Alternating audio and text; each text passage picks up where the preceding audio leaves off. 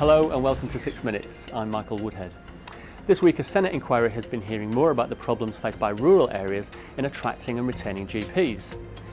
At a special hearing in Darwin, the inquiry heard in particular about the problems faced by overseas trained doctors who make up something like 40% of the workforce in rural areas. One of the consistent themes that emerged from the hearing was that there are major problems with the amount of red tape involved in registration and accreditation of overseas trained doctors who work in rural areas.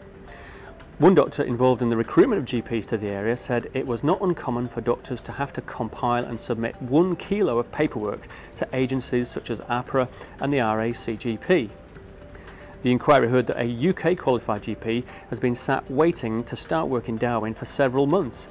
She's had to submit the same paperwork 3 times and she's still waiting for a response. Members of the local general practice network said that 2 other major barriers for placing doctors in rural areas were the pesky assessment process and the English language requirements. One of their greatest frustrations was that these assessments are applied inconsistently between states and had to be repeated. One GP who's worked in the territory for almost 4 years and has good reports from his supervisors told the inquiry that he's now been deregistered because he'd failed the IELTS test, even though he'd passed it when he first took it 4 years ago. The 10-year moratorium also came in for criticism at the inquiry. Local doctors said that this meant overseas trained doctors were being sent to some of the most difficult areas of practice in Australia and often to work in places where it was very difficult to provide them with support. The result was that most doctors moved away from rural and remote areas as soon as the moratorium had expired. 2 of the main reasons for doctors moving away were housing and educational opportunities for family members. Doctors with school-aged children often want to put their children in schools in cities.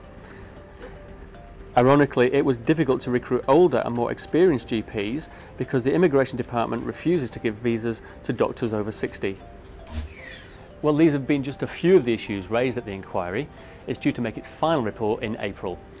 I'm Michael Woodhead, thanks for watching and I'll see you next week.